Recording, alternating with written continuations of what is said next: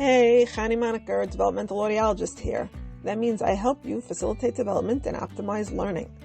Today, I want to talk about labels. Labels communicate. They can be very helpful. Labels help you categorize safe from unsafe, but they can also be misleading. Sometimes they're a red herring. For example, a label like low fat, you might be quite surprised when reading the nutrition label that this seemingly healthy option is actually high in sugar and sodium, not quite as healthy as the label is indicating. Sometimes labels just distract, such as a flashing neon sign that says shop here and don't notice our competition across the street. Labels can also be harmful, such as the labels we apply to people. Today, I'm focusing on useless labels when helpful ones are needed. For example, lazy. What does that even mean? Unmotivated, incapable, tired, weak, depressed? So you see how the term lazy is actually very useless to the person being labeled. It does, however, provide a pass on responsibility on the part of the labeler, as it says the blame lies with the other person and has nothing to do with me. Very unhelpful when it probably should be taken as a call for help by the other person. Now, human beings like to categorize, even themselves, as evidenced by our fascination with personality type quizzes.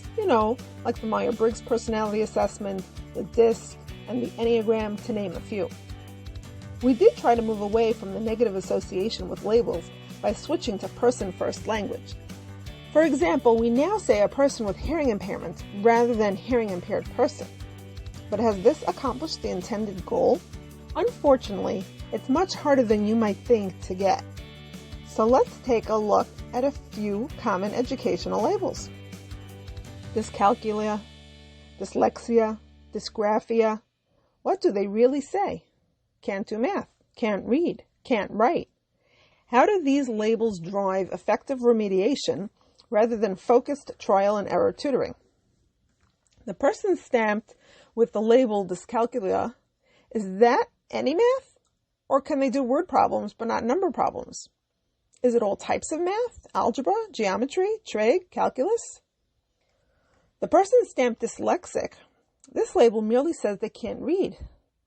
But like our quote-unquote lazy person, we need to answer why aren't they learning to read?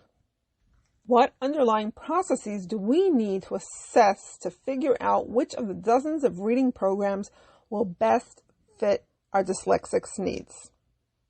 What about dysgraphia? Where in the process is this person getting stuck? Is it the physical act of writing? Maybe have them dictate to someone and they'll be successful in writing. Is it panic from pressure to write on demand?